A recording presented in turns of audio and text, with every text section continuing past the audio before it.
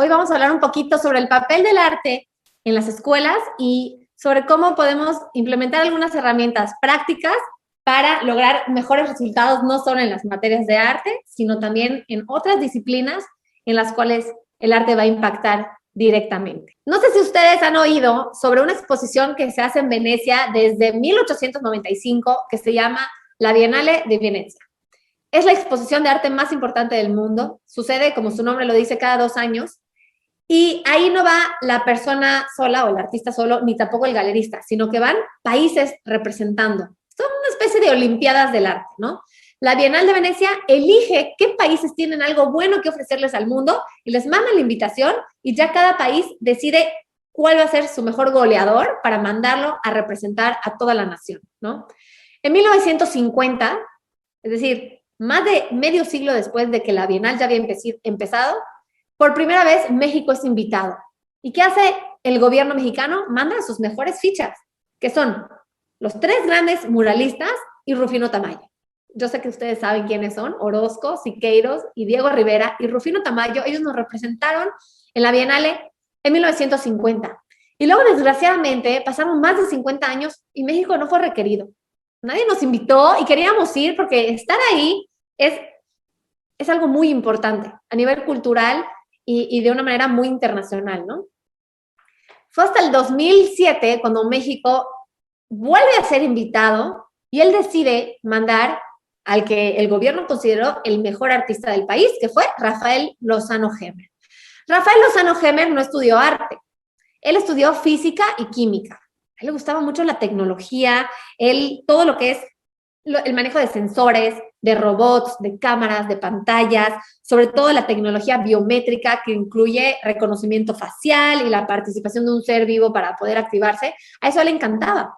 Y él dice que empieza su mundo en el camino del arte por llevarse con malas amistades. A mí me llama mucho la atención porque él se refiere a esas malas amistades a sus amigos artistas que decían, oye, Rafa, tengo un proyecto increíble que quiero hacer, pero necesito enchufar unos cables para que se proyecte la imagen en grande.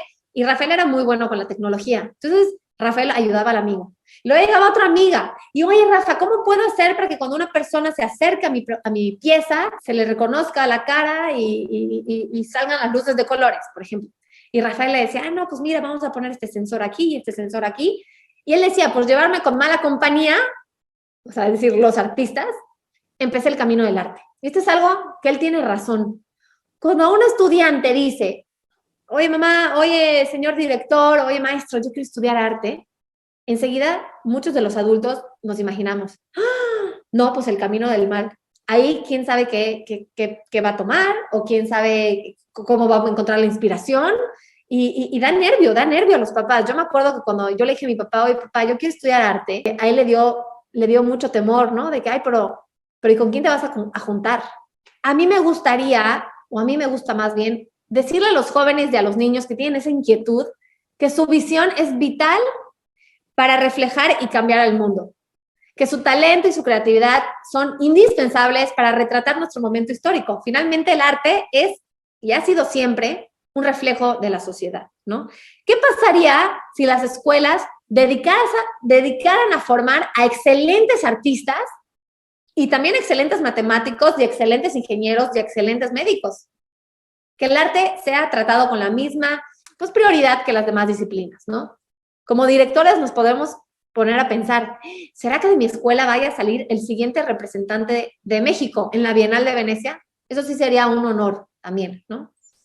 Y muchas veces pasa que premiamos a nuestro alumnado con grandes medallas y con grandes diplomas y ceremonias cuando son el primer lugar en Spelling Bee o en matemáticas y tal.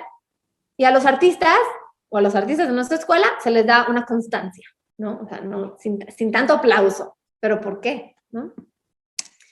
Les quiero contar el caso de Bob y Robert Smith. Bob y Robert Smith es el seudónimo de un artista inglés llamado Patrick Brill. Esta es su pieza.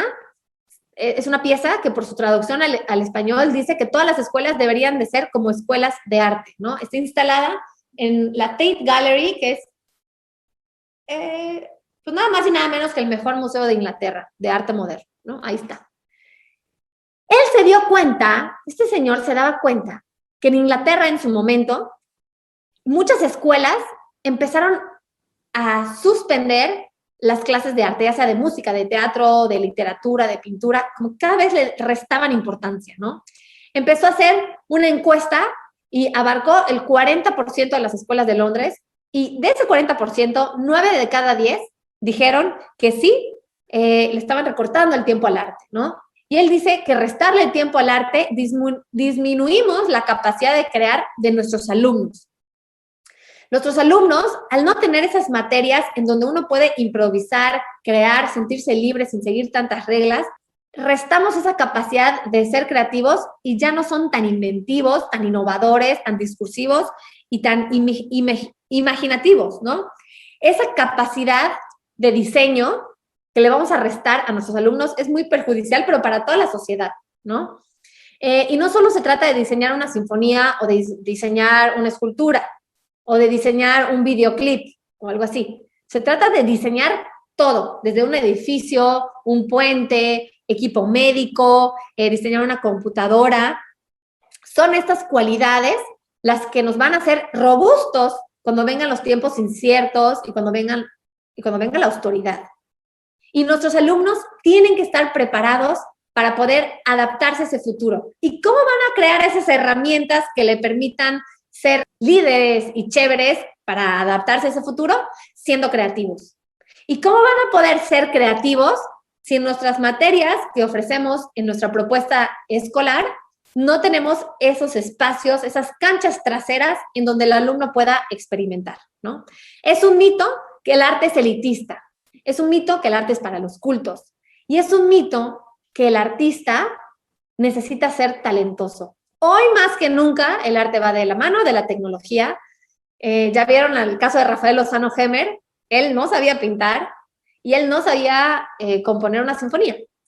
A mí, como educadora de la historia del arte y de pintura también, muchos llegan conmigo y me decían, Andrea, es que yo no sé pintar, yo hago con palitos y bolitas. Y decía, bueno, es que hoy no es necesario saber pintar. Voltea a ver el arte contemporáneo. Muchos de ellos mandan a hacer sus piezas. Lo importante hoy es qué decir y cómo se te ocurren ciertas ideas. ¿Quiénes están en esta economía creativa? Son personas creativas, obviamente, pero que están trabajando 24 horas al día, 7 días de la semana. No son personas que hacen check-in y check-out en una empresa, sino que se les paga o se les remunera por tener ideas. Y una mente creativa nunca para. Una mente creativa ve algo y de ahí tiene una idea y de ahí te trae otra idea y luego lo aterriza, ¿no? Pues finalmente a base de ideas es como el mundo evoluciona. Dice Will Gompertz que todas las escuelas deberían de ser como las escuelas de arte, no en cuanto a currículum. Obviamente él no se refiere que todas nuestras escuelas se llenen de materias como de la pintura y la escultura y el video y la fotografía, sino más bien en actitud. ¿Cómo funciona una escuela de arte? No sé si han tenido la oportunidad o si acaso ustedes son directores de alguna facultad de Bellas Artes, entonces ya sabrán. Y si no, déjenme contarles, porque después de pasar por la escuela de Derecho, pasé por varias universidades y escuelas de arte y puedo decir que he visto los dos extremos, ¿sí? Desde la carrera de Derecho, que es súper formal y súper cuadrada por su naturaleza, hasta la escuela de arte. ¿Qué tiene una escuela de arte? Pues tiene más proyectos y menos exámenes. En los exámenes, y a mí me tocó presentar muchos de ellos en la carrera, el alumno deja de manifiesto todo lo que no sabe, en vez de decir lo que sí sabe. Cuando te califican un examen de opción múltiple, pregunta abierta, o de subrayar, o lo que sea, ahí tú pones en evidencia cuáles fallaste. Y tienes ahí tus tachitas, ¿no? A veces parece un cementerio de tanta tacha. En cambio, en las escuelas de arte no hay eso. Pero ¿qué tal si el estatus de la creatividad fuera elevado en las escuelas, ¿no? ¿Qué tal si nosotros empezamos a premiar o a calificar como bueno lo nuevo y lo interesante en vez de correcto o incorrecto, palomita o tachita? En las escuelas de arte, a los alumnos se les enseña cómo pensar y no qué pensar, ¿sí? Yo creo que desde la secundaria venimos todos estudiando las vidas y obras de Napoleón, de los descubrimientos de Einstein, de Galileo y las obras de Shakespeare, y nos aprendemos de pe a pa y de memoria todo lo que estos 4 grandes personajes hicieron en el mundo. Pero a nadie se nos enseñan ¿Cómo lo lograron? Sí sabemos que Napoleón conquistó cierta parte del mundo y que la teoría de la relatividad y que Galileo dijo tal cosa y que Romeo y Julieta con Shakespeare, pero ¿cómo lo hicieron? ¿Cómo hicieron todo eso? Pues lo hicieron cuestionando lo establecido, ¿no? Ellos rompieron las reglas, fueron condenados a veces y declarados locos y nadie les creía al principio. Ellos cuestionaron la autoridad. El maestro, en vez de ser una persona que lo sabe todo, porque a veces yo he quedado, hace como 10 años di clase, bueno, como 7 años di clase en la universidad y a mí me aterraba pararme enfrente a los alumnos porque yo decía, estoy compitiendo contra el internet. O sea, cualquier persona que entre desde su celular a internet puede tener más información de la que yo voy a hacer posible de aprenderme toda la vida. ¿Por qué obligar a los alumnos a aprenderse algo de memoria cuando todas las respuestas están a un clic de distancia? Pero si somos como los maestros de historia del arte o de las maestras de las escuelas de arte, entonces nos convertimos en aliados de nuestros alumnos y decir, a ver, ¿tú qué quieres? ¿Y ya pensaste en esto? Y le metes el gusanito. ¿Y cómo vas a resolver esto? Averígualo.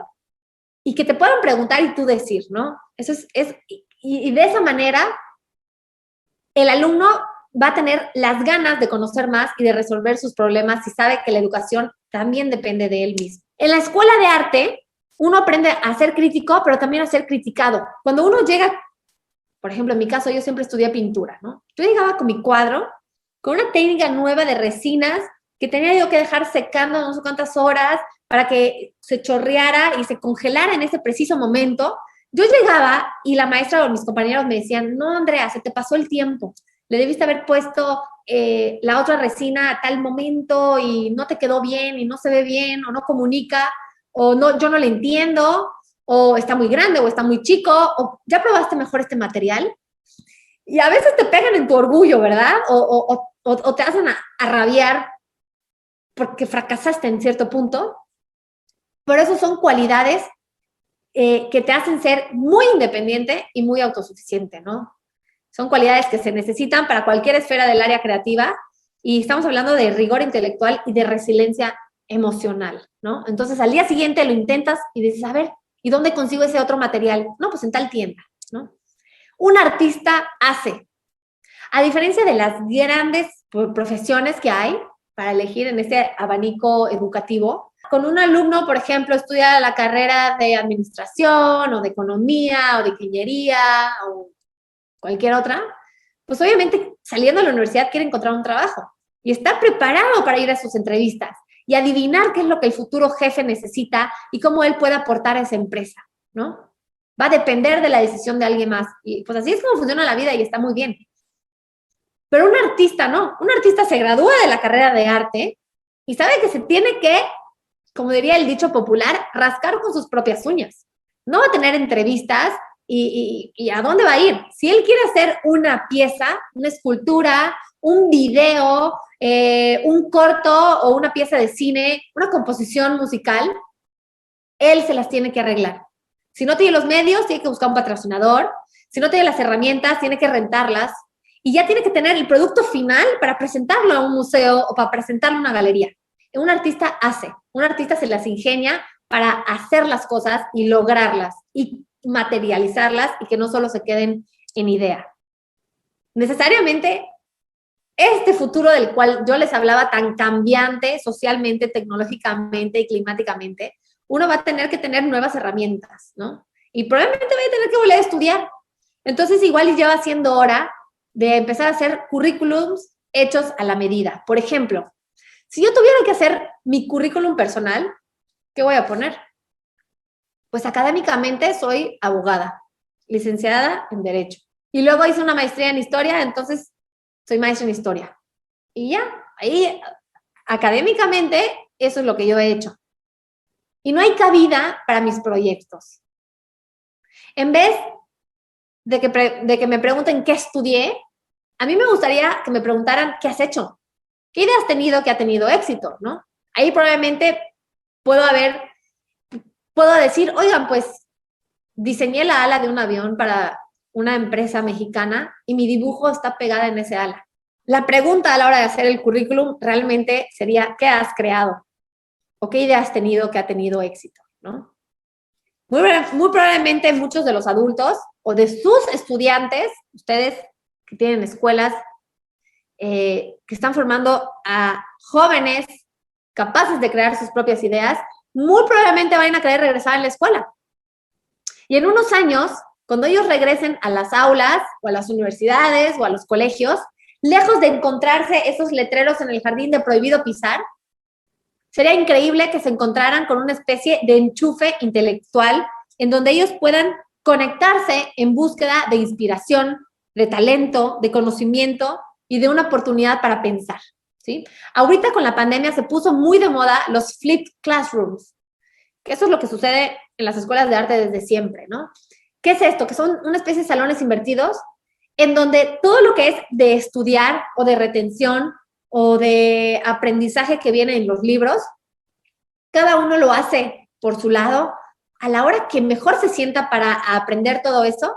Y cuando uno va físico al colegio, ahora sí es para dialogar, para discutir, para retroalimentar, para criticar y ser criticado, ¿no? Entonces, es el salón invertido. Cambiar los pinceles por la tecnología en esta revolución digital es algo que está pasando, es nuestra realidad, es nuestro futuro que ya es presente, ¿no? Les voy a contar 2 casos prácticos rápidamente de artistas que lo han hecho.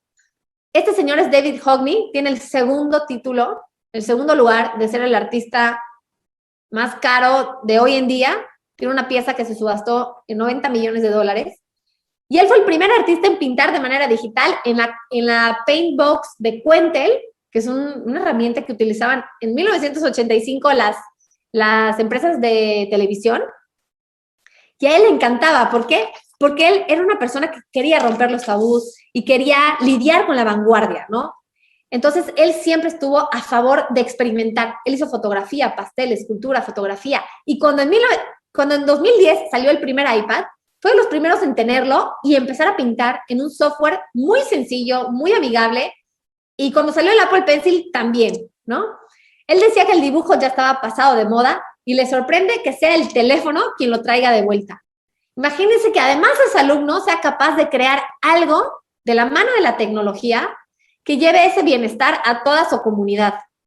Y luego imagínense que se la pueda dar a todo el mundo, que tenga un impacto social inmediato. La creatividad, señores, dijo Albert Einstein, es contagiosa. Pásala. Nosotros como líderes educativos tenemos ese poder de formar esos espacios propicios para que nuestros alumnos puedan ser creativos para poder crear las herramientas para sobrevivir al futuro.